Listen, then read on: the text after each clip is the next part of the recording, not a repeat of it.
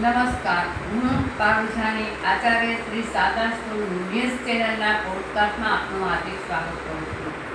આજે 27મી માર્ચ છે. આજે વિશ્વ રંગભૂમિ દિવસ છે. તેથી આજનો વિષય છે નાટ્યકલા અને જીવનમાં તેનું મહત્વ. આજે આપણે એવી કલા વિશે વાત કરવા જઈ રહ્યા છીએ જે માત્ર મનોરંજન પૂરતી સીમિત નથી, પરંતુ જીવનને ઘડનાર એક શક્તિશાળી સાધન પણ છે, અને તે છે નાટકકલા. સૌપ્રથમ એ સમજવું પડશે કે શિક્ષણમાં નાટ્યકલાનું શું મહત્વ છે. શિક્ષણ એ માત્ર પુસ્તકો સુધી મર્યાદિત નથી.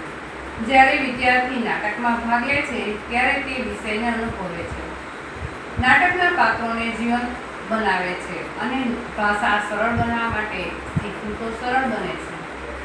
નાટ્યકલાથી બાળકમાં આત્મવિશ્વાસ વધે છે, તેમજ અભિવ્યક્તિ અને ટીમવર્ક જેવા ગુણો પણ વિકાસ થાય છે. હવે જોઈએ કે નાટ્યકલાથી વ્યક્તિત્વ વિકાસ કેવી રીતે થાય છે. જ્યારે કોઈ વિદ્યાર્થી મંચ ઉપર જઈ અને અભિનય કરે છે ત્યારે તેની અંદરનો ડર દૂર થાય છે, સ્પષ્ટ રીતે બોલતા શીખે છે, પોતાની લાગણીઓને વ્યક્ત કરવાનું શીખે છે અને સમાજ સાથે જોડાવાની ક્ષમતાનો પણ વિકાસ કરે છે.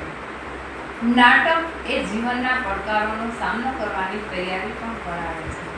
પ્રાચીન ભારતની વાત કરીએ તો નાટ્યકલા ખૂબ સમૃદ્ધ પરંપરા ધરાવે છે. ભરત મુનિ દ્વારા રચાયેલા નાટ્યશાસ્ત્ર વિશ્વનું સૌથી પ્રાચીન ગ્રંથ માનવામાં આવે છે.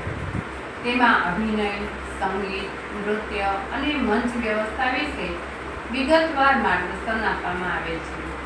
નાટ્યશાસ્ત્રમાં રસના સિદ્ધાંતનું ખૂબ જ મહત્વ છે, જેમાં દર્શકોના મનમાં ભાવનાઓ ઉત્પન્ન કરવાની કળા સમજાવવામાં આવી છે.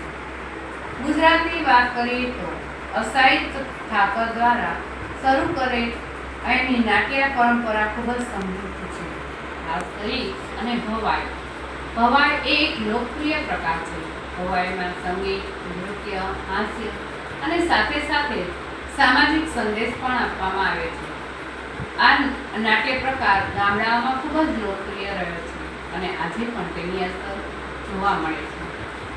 આમ નાટ્યકલા એ શિક્ષણ, મનોરંજન અને સમાજ સેવાનું સબળ માધ્યમ છે. અંતમાં કહું તો મંચ ઉપરનો આ નાનો એવો અભિનય જીવનમાં મોટી હિંમત આપી જાય છે. અસ્તુ.